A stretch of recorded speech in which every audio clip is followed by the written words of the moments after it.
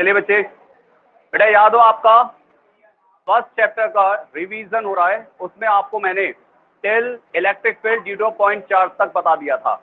आज electric field intensity के अगले टॉपिक पर आते हैं, जिसमें आज इलेक्ट्रिक लाइंस के बारे में पढ़ेंगे।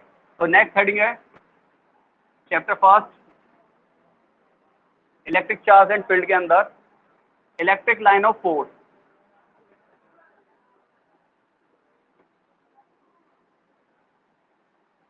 बेटा एक थ्योरी वाला टॉपिक है, जल्दी से कवर कर लेते हैं। जल्दी देखो, इलेक्ट्रिक लाइन ऑफ फोर्स क्या है?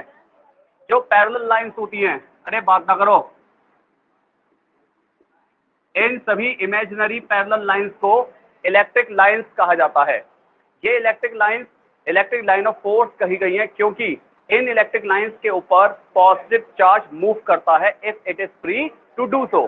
तो याद रखना बच्चे, इलेक्ट्रिक लाइंस के ऊपर यूनिट पॉजिटिव चार्ज मूव करता है लाइंस के ऊपर।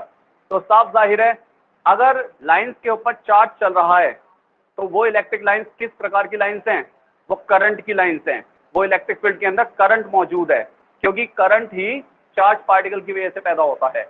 डन। तो डेफिनेशन क्या बनी?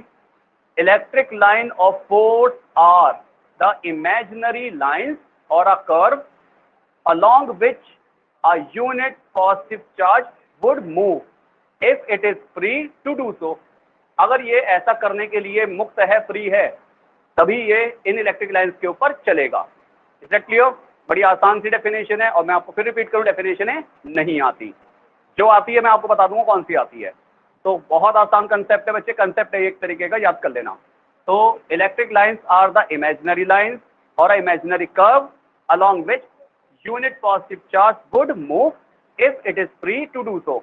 अब बात करेंगे बच्चे इसकी कुछ प्रॉपर्टीज की। सबसे पहली प्रॉपर्टी याद रखना, electric lines are continuous curve, they do not break. पहली बात।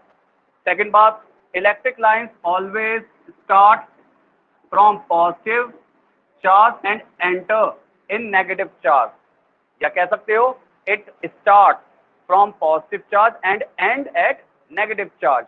डन। तो यहां पे एक बात और याद कर लेना, इलेक्ट्रिक लाइंस बच्चे कभी भी क्लोज कर्व नहीं बनाती।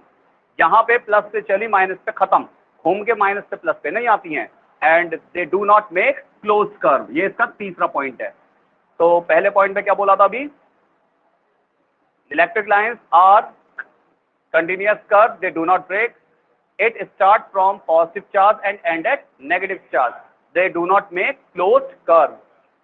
इसके बाद इलेक्ट्रिक लाइंस बच्चे प्लस चार्ज से बाहर की तरफ जाती है और माइनस चार्ज के अंदर की तरफ आती है, और बाकी प्लस से चलती है तो माइनस पे एंटर करती है। इसके अलावा बच्चे ये आपके पास कोई इलेक्ट्रिक लाइन कर्व की शेप में है, कोई कर्व शेप में जा रही है, और बच्चे इस इलेक्ट्रिक लाइन के ऊपर एक पॉइंट पकड़ ले, इस पर टेंजेंट डाल दे, तो सीधी सी बात है इलेक्ट्रिक फील्ड के ऊपर, इधर देखो बेटा, इलेक्ट्रिक लाइन के ऊपर किसी भी पॉइंट पर डाला गया टेंजेंट उस पॉइंट पर इलेक्ट्रिक फील्ड की डायरेक्शन को इंडिकेट करता है। अगर मैं बात करूं बेटा, यहां इस पॉइंट पर इलेक्ट्रिक फील्ड की डायरेक्शन कहां को है? ऊपर को है। डन। क्योंकि इस पॉइंट पर इलेक्ट्रिक लाइन के इस पॉइंट पर आपने एक टेंजेंट डाली तो ऊपर को जा रही है। अब इलेक्ट्रिक लाइन के कर्व जो नीचे की तरफ आ रहा था, तो बेटा नीचे आते हुए कर्व के इस पॉइंट पे क्या कर दे? टेंजेंट डाल दे। तो इस पॉइंट पे टेंजेंट डालेगा तो पता है इस पॉइंट पे इलेक्ट्रिक फील्ड की डायरेक्शन कहां को हो गई? नीचे की तरफ। तो क्या समझा इसमें? आपने समझा the tangent at any point, the tangent at any point on electric line of force indicate the direction of electric field. Done. तो बच्चे याद कर लेना, टेंजेंट हमेशा इलेक्ट्रिक फील्ड की बेटा डायरेक्शन बताती है at any point on electric line of force. Is that clear? अब आ जाओ पांचवें पॉइंट पर। याद रखना बच्चे, दो इलेक्ट्रिक फील्ड लाइंस कभी भी एक दूसरे को इंटरसेक्ट नहीं करती। अगर ये इंटरसेक्ट करेंगी तो इनके इंटरसेक्शन पॉइंट पर दो टेंजेंट खींची जा सकती हैं। सपोज कर ये एक ए इलेक्ट्रिक लाइन है, ये बी है, तो एक इंटरसेक्शन पॉइंट पर एक ऊपर को गई इलेक्ट्रिक लाइन, और उसी इंटरसेक्शन पॉइंट पर एक नीचे को गई इलेक्ट्रिक लाइन। एक ही पॉइंट पे इलेक्ट्रिक फील्ड की बच्चे कितनी डायरेक्शन हो गई? दो, विच इज इम्पॉसिबल। ओके, तो इसे आप एक्सप्लेन अपनी भाषा में खुद कर सकते हो। Two electric lines do not intersect to each other, if they do so there will be two directions of electric field at one intersection point, which is impossible. है ना, कितना आसान ये आ जाता है, ये आया भी था। बेशक वो अलग बात है कि 7-8 साल पहले क्वेश्चन आया था 1 नंबर में, तो अप्रोक्सीमेटली 2016 या 15 का क्वेश्चन है जिसमें ये 1 नंबर में आपसे पूछा गया है। अच्छा, एक मिनट रुको। व्हाइट कलर की स्कूटी है तुमने से किसी की? मैं से तो नहीं है।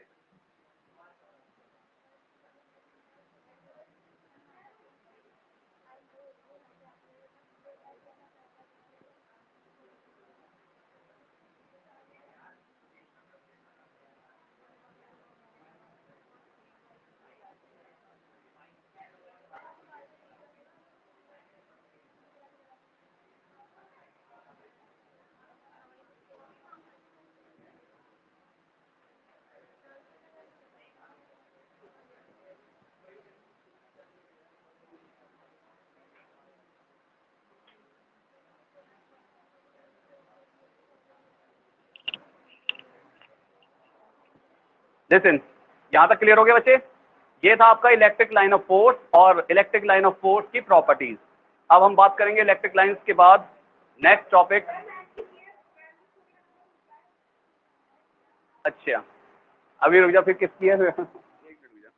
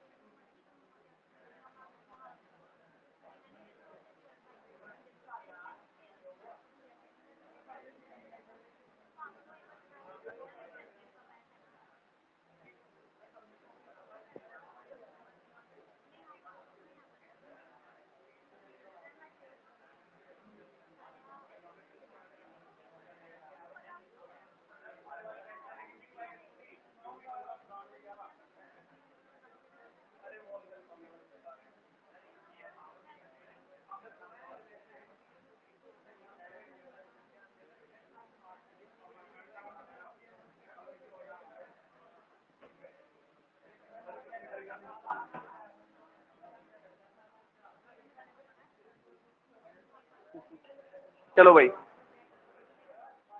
फिर दोबारा वापस listen. Electric line of force के बाद अगला टॉपिक आपका बच्चे आता है इसके अंदर डायपोल, इलेक्ट्रिक डायपोल। अब ये इलेक्ट्रिक डायपोल क्या होता है? मैंने डस्टर कहाँ रख दिया? चलो, इलेक्ट्रिक डायपोल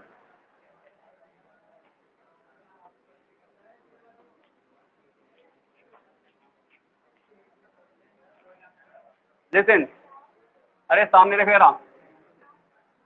अच्छा, 3 फॉर्मूले और ध्यान से पढ़ ले पहले। 3 फॉर्मूले कौन से? एक linear charge density, surface charge density और वॉल्यूम चार्ज डेंसिटी। सिर्फ फॉर्मूला पता होना चाहिए, आगे काम आएगा गॉस थ्योरम प्रूफ करने में। तो एक लीनियर चार्ज डेंसिटी होता है,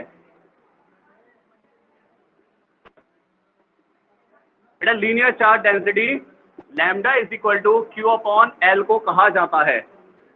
अगर आपके पास कोई वायर है बेटा, अगर किसी वायर को चार्ज दिया जाता है तो वो टोटली चार्ज अप हो जाएगा। अब वायर की लंबाई एल है, डन। तो अब इस वायर की यूनिट लेंथ के अंदर जितने चार्ज की संख्या होती है, अरे सुनो, वायर की यूनिट लेंथ के अंदर जितने चार्ज की क्षमता होती है, उस चार्ज को ही which is present in a unit length of a linear wire, तो बच्चे उस चार्ज को ही कहा जाता है लीनियर चार्ज डेंसिटी। लेकिन वो चार्ज कितने वायर की लंबाई में होना चाहिए? Unit length.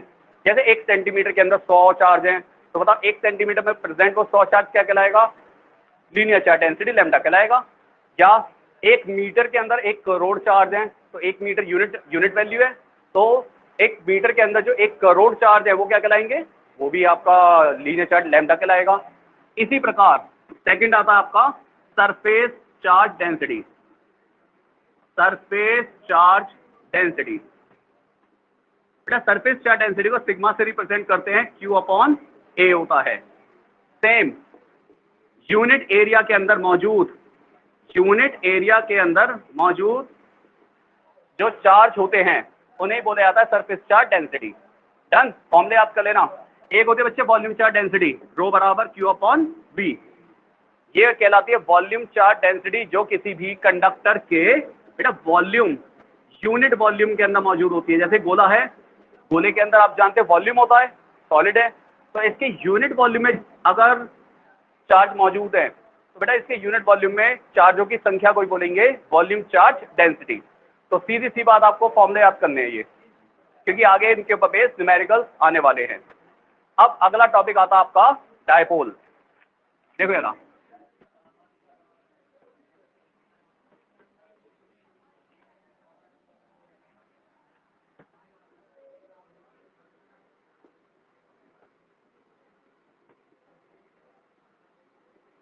लिसन,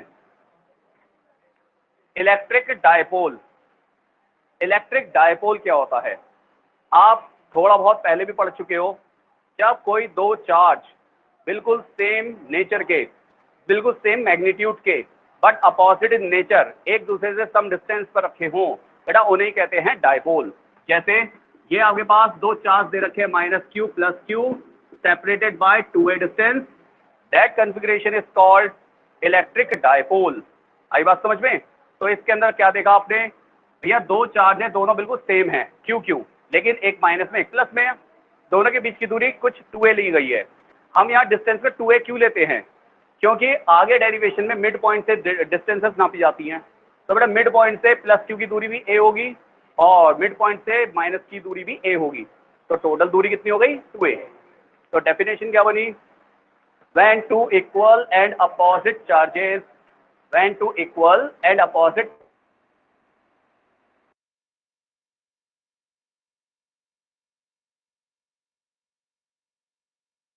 मोमेंट होता है, जिसे बोलते हैं इलेक्ट्रिक डायपोल मोमेंट।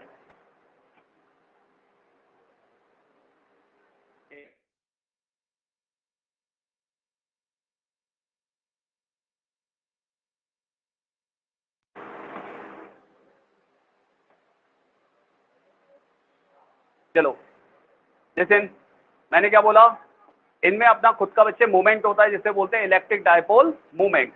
तो इलेक्ट्रिक डायपोल मोमेंट क्या होता है बेटा, इलेक्ट्रिक डायपोल मोमेंट को P से रिप्रेजेंट करते हैं। अब याद ना, दोनों चार्जेस में से कोई भी एक चार्ज और भाई दोनों चार्जेस के बीच के डिस्टेंस के प्रोडक्ट को बोला जाता है इलेक्ट्रिक डायपोल मोमेंट। तो डेफिनेशन क्या बनी, इट इज डिफाइंड एज